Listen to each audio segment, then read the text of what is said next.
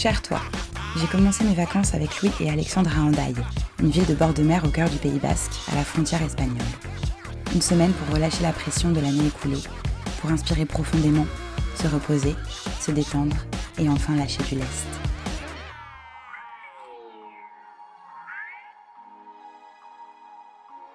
Notre programme est simple et efficace.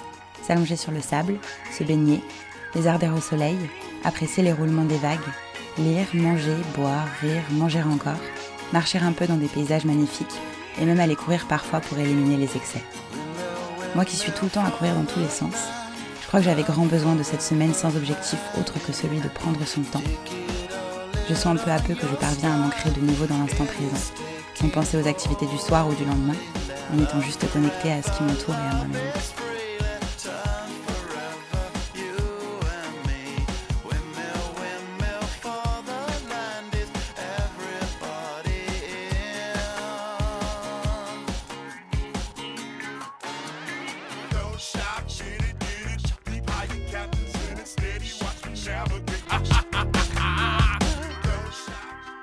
L'autre soir, on a attrapé une navette pour s'échapper une soirée en Espagne, à Fontarrabie, juste de l'autre côté de l'estuaire.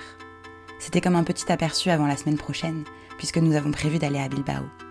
C'est fou comme tout y paraît différent, alors même que nous ne sommes qu'à quelques minutes de la France. Je te le donne en mille, on y a mangé, oui, encore, des tapas et bu de la sangria. En bref, ça y est, mes batteries sont rechargées pour la suite des vacances. Je m'arrête pour aujourd'hui, et je te dis à très vite pour la prochaine carte postale.